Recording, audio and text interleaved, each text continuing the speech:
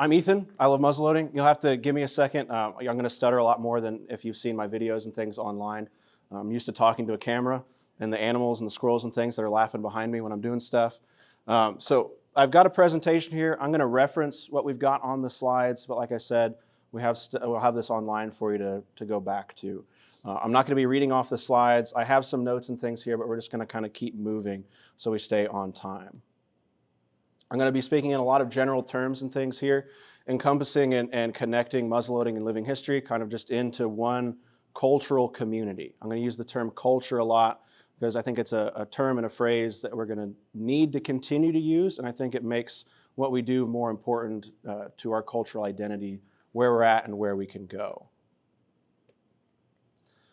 We're going to talk in kind of 4 different tiers here. I'm going to talk about the idea of what I'm talking about, the strategy and why I think that, and then we'll go into some of the tactics and things that you can take out to your clubs and your businesses, your local groups, and even just people in your area to talk to them about muzzleloading and living history. I'm going to use muzzleloading a lot. It rolls off the tongue a lot better than living history does for me, but I consider them both inclusive. So what this is all about, and what I really want to focus on and I want you to take home, is how we can use what we have access to today that our ancestors, both in a contemporary sense and in a historical sense, never had access to use to continue what we're doing. We're at kind of a pinch point or a critical point, I think, for our community and our hobby right now, because we have access to a broadcast system in our pockets to talk about what we like and what we care about.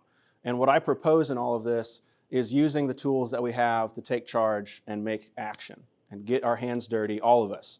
Not just me, not just the other people that you watch and you buy from and you listen to, but every one of us has the capability to get active and make something happen. Historically, in my own lifetime, there's been kind of an attitude of someone else is going to do it, and we're going to count on other people to make that happen, and we have, and it has worked very well. There are kind of titans in this community that really do a lot of legwork to get this out and reach new people. But we can do so much more the more of us that get active and the more of us that get involved. I work at this a lot. My wife will tell you it's kind of a second job for me, but what we're going to talk about here is coming up with ideas and motivations and tactics that you can use with the capacity that you have to do it. Not everybody is into muzzleloading as their primary hobby. There's tons of people out there with other hobbies and other interests. And what I want to propose here and what I want to talk to you about is how you can do it with the capabilities that you have. In thinking about strategy, I'm going to break down and outline kind of historical eras in modern muzzleloading for us to look at, in modern history, for us to look at, and so that we can build off of them and how we can use what they did in conjunction with what we have access to now to move forward. 1900, we have kind of a marker for technology and a marker for industry. We've moved on from muzzleloaders as a primary means of firearms technology.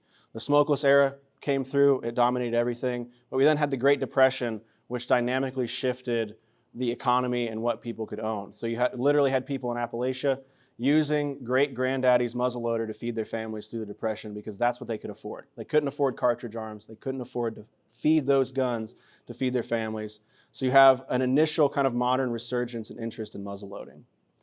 Going into the mid-1900s and kind of muzzleloading culture 2.0, as I'm marking it here, we have the reintroduction of conservation and hunting game programs. You have popular media start up with Fess Parker and Daniel Boone to bring history to a massive audience, more than history class, more than personal history ever could or ever really did.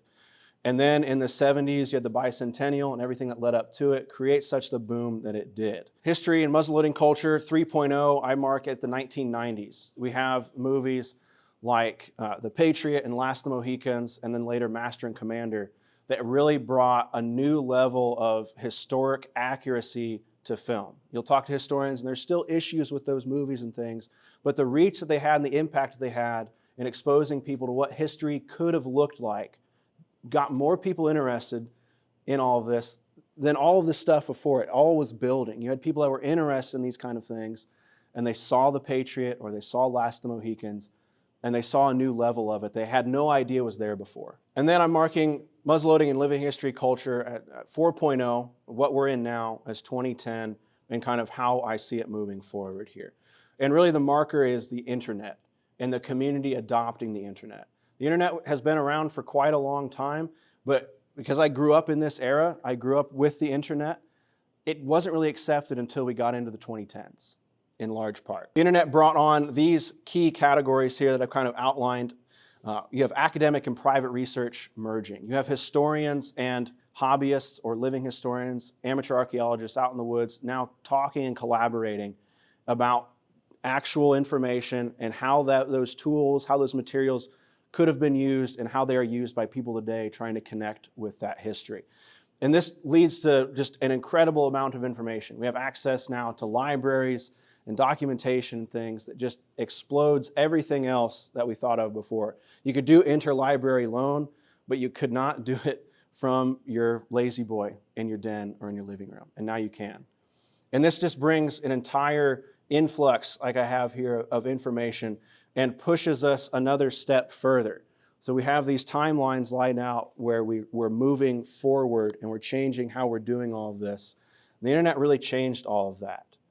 The geographic limitations are just about gone when it comes to using the internet and things. You have communities building up with people all over the country and all over the world. I talk regularly with people in Australia and Germany that are interested in this, but they don't have access to the physical community that we have.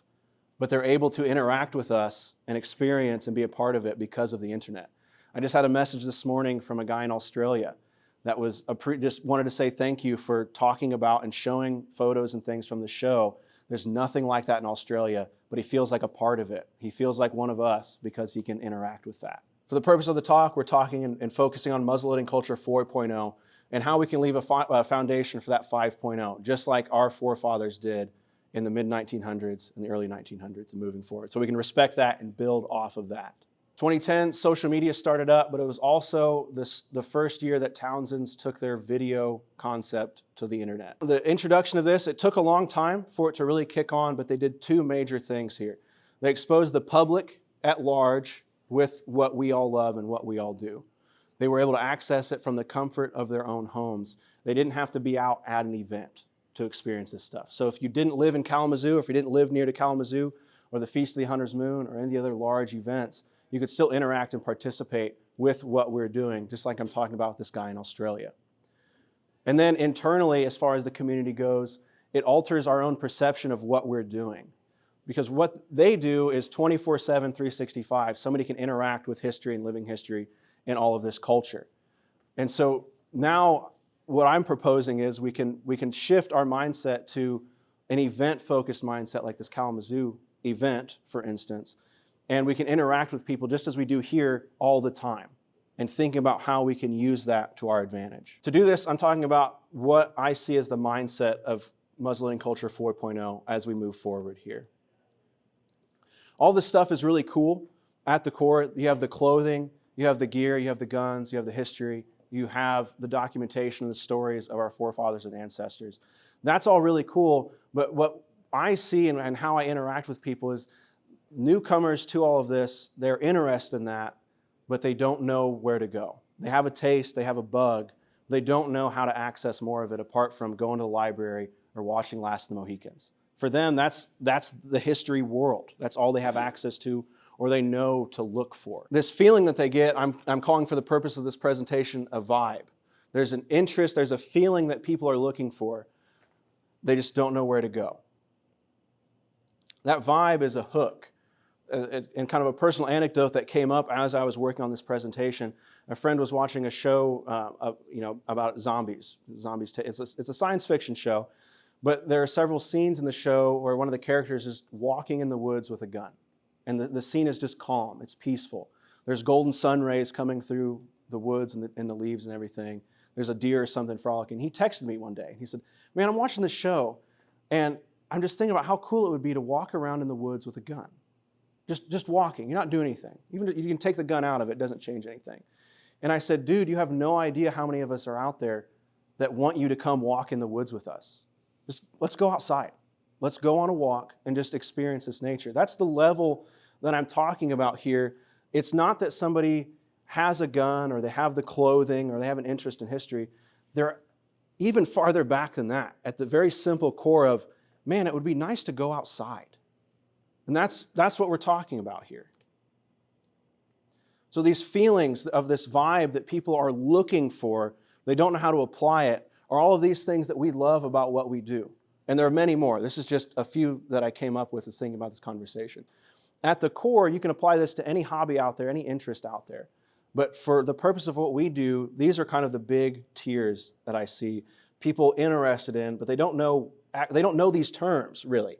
They don't know that they're interested in this, and we have to show them. We have to explain these simple ideas so they can get hooked. Jumping a little bit into tactics here, they see these things online. They see photos, they see videos. All of these things that they're seeing are a window into what we do.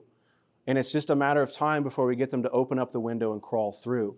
But every opportunity that they see something online is that feeling coming up to them, and they have an interest in it. And it's just kind of an itch that they need to start scratching. In thinking about some of these newcomers, I've outlined some of the steps to joining and becoming a part of the community. Again, this can be applied to many things here, but I want us to think about newcomers into this sport and the hobby. Traditionally, we think about that as somebody who has all the clothes, they're a member of a club, they go hunting, they're ready to go, and we see them physically at an event or something. What I think is we need to reframe this into an idea of people that are watching and observing the community as being a part of this. So we have this passing interest here up at the front. You might have people out there that are just interested in seeing people wearing the clothes, using the equipment, or studying the history. They're just as much a part of the community, even if they're not necessarily as active, as everybody else on this list. But they're going to go through anybody who's down here at the bottom. You're going to start up there at the top, and you're going to work through these kinds of steps. At each point, at each step in this process, this person is ready and there's an opportunity to grab them and to bring them in deeper and to pull them in.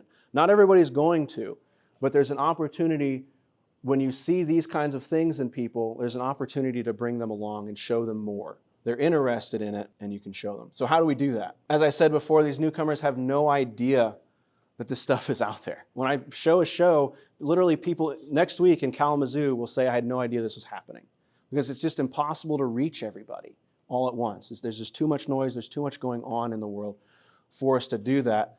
But as we take this to a more individual level of getting active and being a part of this community, each of you can be that vehicle to bring somebody along and expand their knowledge, even just from your home. You don't have to go out and do a whole lot about it. Think about normalizing a little bit of what we do. I mean, everybody gets cockeyed looks when you tell them that you're going to go out camping in 18th century clothes, you're going to camp like it's 1700, or you're going to a muzzleloading match. But every time we share what we're doing and we talk about it, and we, again, share like those photos and things, or give somebody a magazine or invite somebody to the club, we're normalizing that. Because the number one thing I hear from all the newcomers that are finding me online and want to talk to me about this is they thought they're the only one. They thought they're the only one that has burned through multiple copies of their DVDs of Last of the Mohicans and The Patriot, and they have to keep buying more to keep them going. They think they're the only one because they're not able to find us, and we need to work on making it easier to find us. And again, when talking about getting active on the individual level, this comes down to what you feel like you can do. I don't want you to walk away from this and feel like you have to take on a whole burden to keep all this going. This is a collaborative effort within the community to preserve this culture and keep it going. So for what I do and how I do it, I think like a newcomer. I've been involved in muzzleloading. My grandfather went to his first match in 1937. He shot in his first match in 1938. My parents met at a muzzleloading shooting match, and so I grew up in muzzleloading and in living history. My first gun was a muzzleloader. I shot a 54 caliber bench gun when I was 5. So to me, muzzleloading it's kind of all I've ever known, but there's so much more involved in it that I'm a newcomer at, and I work to bring people along with me in that newcomer journey. I use the internet and social media as a two-way street. So as much as I am publishing stuff and putting out videos and photographs and articles and things, I'm also using the internet and social media to observe what people are talking about. What questions do people have? Where are they having trouble? What kind of issues are people facing? And I start thinking about, how can I use that? How can I help them through the questions that they're already asking? I know they're looking for an answer here. How can I point them to a reference or to an expert to further, route them through those earlier steps that we were talking about? This is a visual representation of what I'm talking about here. So I think about what I would like to do and what I want to learn about. I pair that with the questions and things that I'm observing online. What do people want to know about?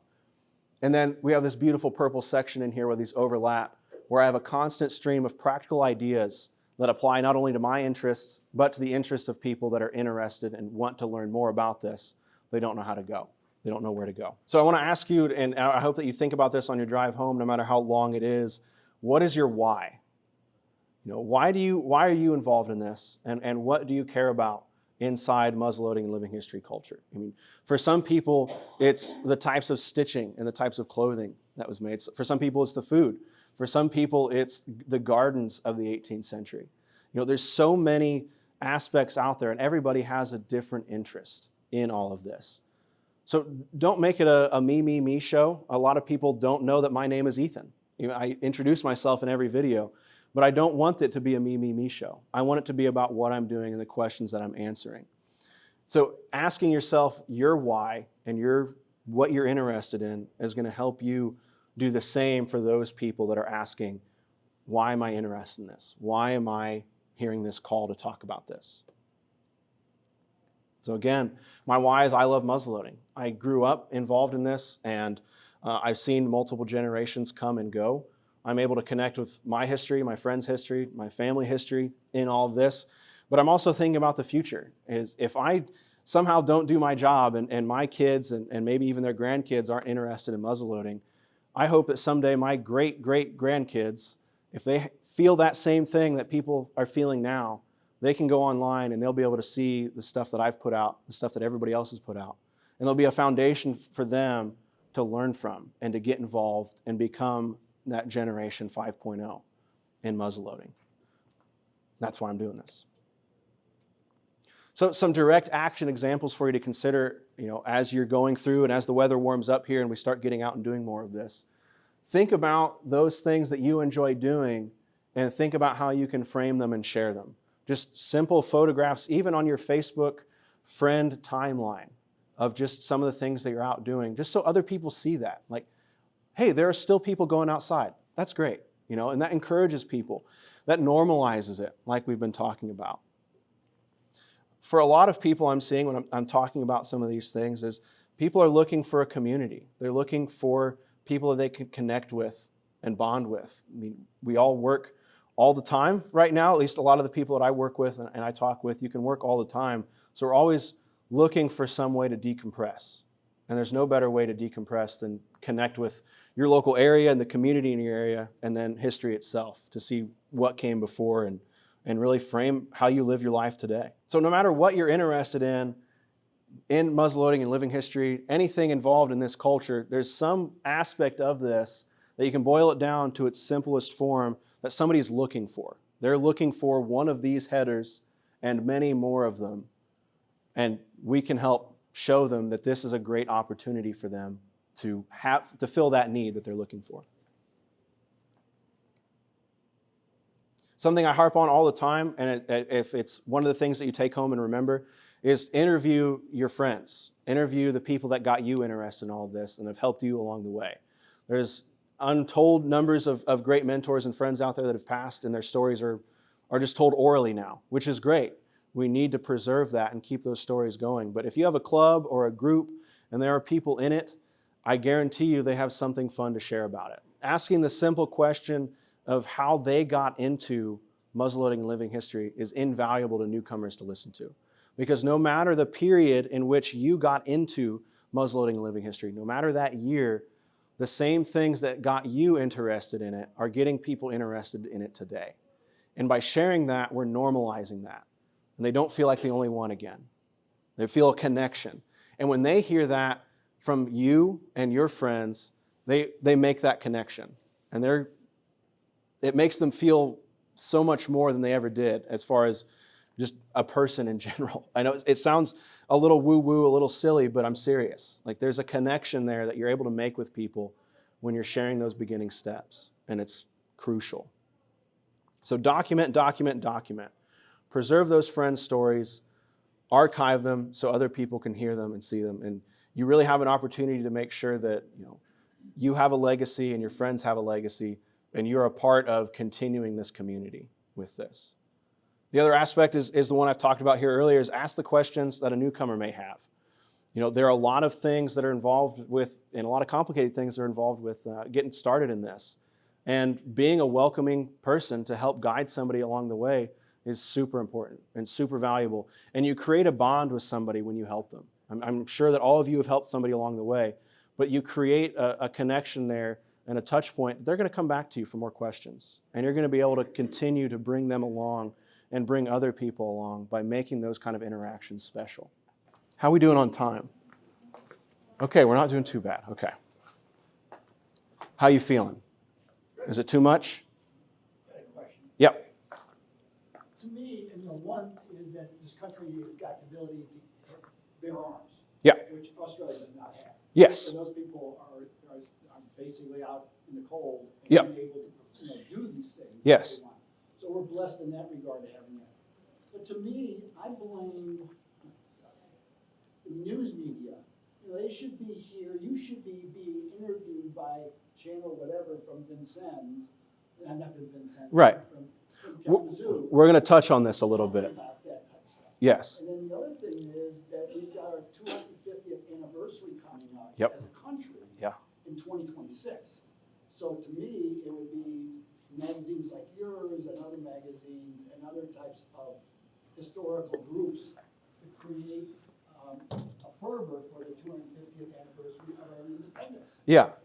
We're going to touch on that a little bit here. I like where your head's at, because I want to put that back on you a little bit, that you have the ability to go out and start pushing back on what you're feeling and what you're talking about. So we're getting kind of into the tactics things and some of the things that you can take home here. This is going to be a broad overview of some of the tools you have access to. Again, I'm more than happy to talk about them more. If you have any specific questions, some of the other folks that are talking this weekend are going to go into more detail. So this is just kind of an overview. I use Instagram super heavily. It's really a key point for us as a culture and as a community moving forward. Everybody thinks of social media and things as a younger demographic, but Instagram is kind of one of the younger, hipper social media platforms right now, is active whether you're 18 to 60 years old. It's super, super active, which is really wonderful. And it's an audience that wants to get involved. They want to get out and do things. They want to get dirty. They want to figure this stuff out. YouTube, you have a massive audience. I mean, I think more people watch YouTube than watch the news, just in general. I imagine the people I've talked to here, and my own father, who's in his early 60s, watches more YouTube than anything else, because you can find anything you want out there. The pioneers in this space really laid the groundwork. Townsend's has done a lot of legwork. They've done a lot of almost social programming, really, to expose people and get them interested in what we do. And we can work, not even having a conversation. You don't have to even know Townsend's or meet up with them, but just by the nature of how this works, because they expose people to the 18th century, YouTube knows that they're interested in that kind of thing. And so when you publish something about the 18th century or muzzleloading or living history, YouTube is going to connect, okay, Townsend's, more 18th century, more living history, more muzzleloading. And it's going to show those people that stuff because they've already been hooked on Townsend's, or they watch Townsend's, even occasionally. And on YouTube, you have the ability to get a monetary return, which is something different than all the other social media platforms. But I will say it's not a lot. To be very frank with you, I make about $300 a month on YouTube, which I use to go for hotels and gas to go to events. It doesn't pay for the time. But that's not what it's about. It's about being active and being a part of this. Facebook is really important. The business and personal page growth has really been stunted because Facebook's business is selling ads and selling your data to ad companies that want to sell you stuff. So if you want to promote your business when it comes to Facebook, that gets really tough. But the Facebook groups are really the game changer here. It's not good. They've monopolized what was the internet forum space, but it still exists there. And being active and being a part of those communities are super important. I'm involved in living history and muzzleloading groups that go down to specific regions and specific decades of study. And you can do that, just like you used to with all the forums. And many of those forums are still out there. So it helps to check in on those forums and be active in them as well. I get asked a lot about alternative tech sites. I totally understand where everybody's coming from. But for large-scale reach, it's difficult right now. The other platforms that are out there just aren't really there yet. They're really kind of monopolized in stuff that I don't personally get involved with myself. I think at some point there's going to be some of these alternative platforms that aren't controlled in Silicon Valley come up that are going to be worth trying, but right now it's a little back and forth. If you're interested in these, I really recommend Utreon. It's a place where a lot of historians and historic firearms documentators, or just historians in general, are going, because they have private funding and they own what they do. They're not beholden to shareholders that can move in and out and be influenced by outside parties. They do have a dedication to their mission, and they are very pro-history, pro-firearms usage, which just, it's not everything that's about muzzleloading and living history. There's so much more apart from the guns and things, but we do get lumped in just in popular culture together. So I think it's important for us to consider that as we move forward. There's Rumble and Odyssey as well, but really, like I have mentioned here, using these in conjunction with kind of the mainline platforms that are out there is going to be the only way to move forward right now. In 5 years, this could be totally different. It could be a totally different space. This is just where we're at now. This is some more for some of the homework and things for you to consider when you maybe look at this a little bit later. I have some practical application here and some clubs and some groups that are using this.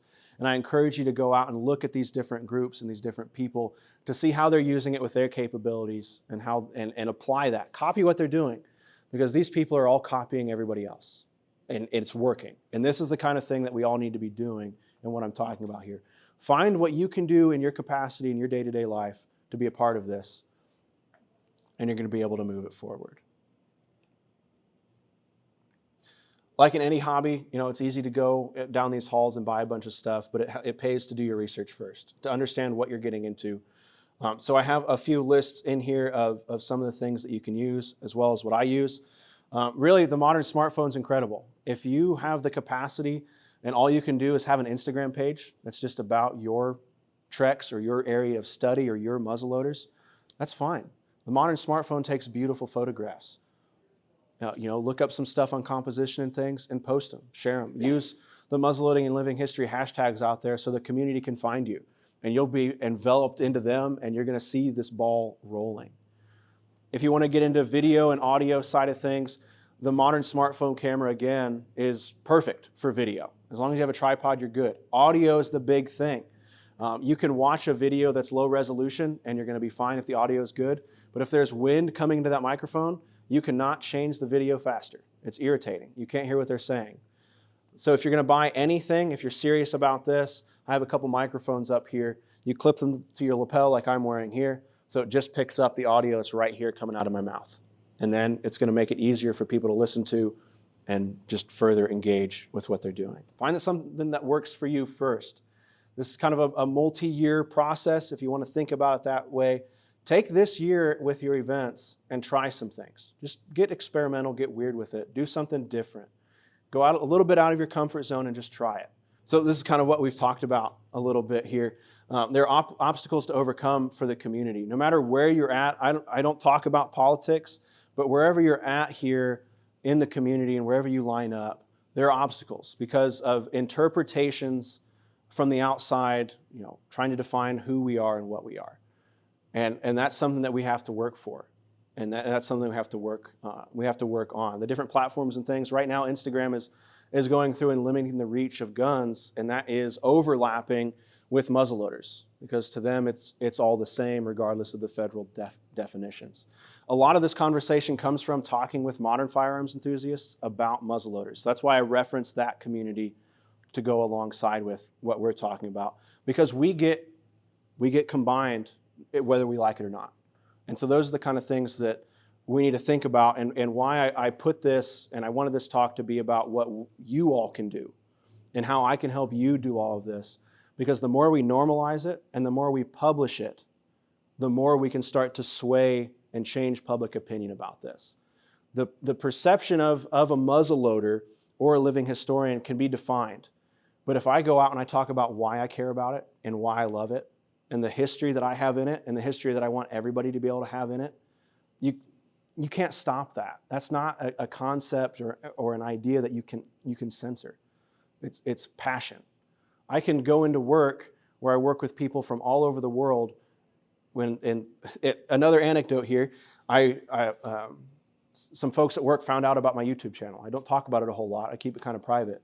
The one guy was from India, and he said, "Man, this is really neat, but I don't have any of this." And I said, "Yes, you do. India has its own branch of firearms and muzzleloading technology. Here, check this out." And it opened up a whole new world for him that he didn't know was there. But you're able to access, and now he is looking at muzzleloader kits, not the his cultural heritage muzzleloader kits, but the kits that are here, because it's something that he's an engineer, and he's like, "Man, how does this work? And how are they doing this 200 years ago in a cabin with a candlelight?"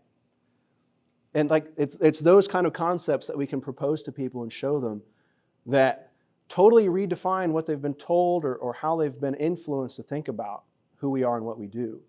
But by publishing this stuff, we push back and we change how the culture thinks about us. So that's why I've used the term culture so much, because this is a culture. To me, this is American culture. It's my family culture.